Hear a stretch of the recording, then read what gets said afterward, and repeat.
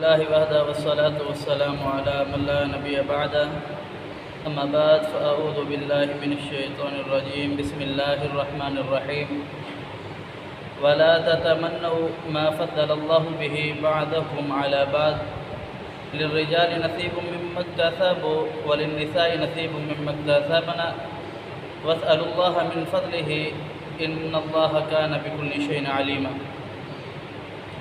ولا تتمنوا ما فضل الله به بعضكم على بعض تم لوگ اس چیز کی تمنا نہ کرو جو اللہ رب العالمین نے کسی ایک کو دی ہے للرجال نصیب مما اکتسبوا مردوں کے لیے ایک حصہ ہے جو انہوں نے کمایا ہے وللنساء نصیب مما اکتسبن اور عورتوں کے لیے بھی ایک حصہ ہے جو انہوں نے کمایا واسألوا اللہ من فضلہ اور اللہ رب العالمین سے اس کے فضل کا سوال کرے ان اللہ کان بکل شیء علیما اللہ رب العالمین ہر چیز کو خوب اچھی طرح جاننے والا ہے۔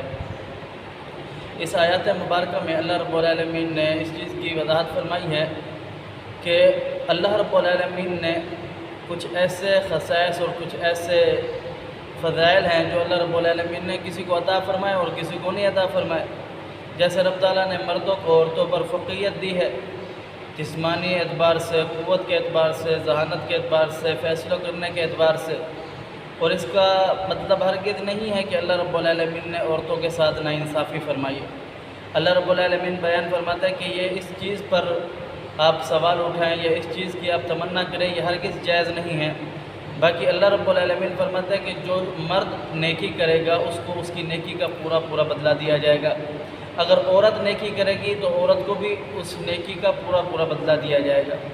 اگر عورت یہ کہے کہ اگر میں مرد کی طرح بن جاؤں اور مرد جس طرح نیکی کرتا ہے میں بھی اس طرح نیکی کروں، جیسے کہ جہاد ہے اور باقی معاملات ہیں، تو اللہ رب العالمین فرماتا ہے کہ جو رب نے جس کو فضیلت دی ہے، جو فقیت دی ہے، وہ رب کا معاملہ ہے۔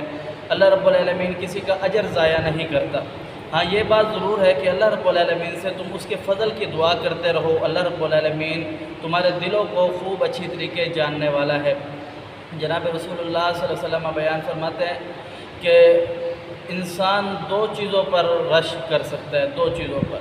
ایک وہ شخص کہ جو قاری قرآن ہو اور عالم دین ہو، اور پھر عالم دین ہونے کے ساتھ ساتھ رات اور دن کو نماز پڑھتا ہو، اس قرآن پر عمل کرتا ہو۔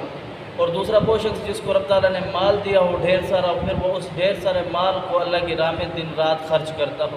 یہ دو ایسے شخص ہیں جو قابل رشک ہے۔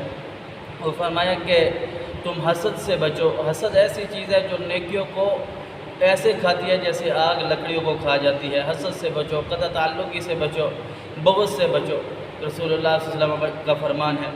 اور اللہ رب العالمین نے جس کو جو مرتبہ، جو رتبہ، جو بلندی دی ہے وہ اللہ رب العالمین خوب اچھی طریقے جاننے والا ہے۔ اللہ پاک سمجھنے عمل کی توفیق دے۔ اقول قولی ھذا استغفر اللہ لی ولکم ولسائر المسلمین۔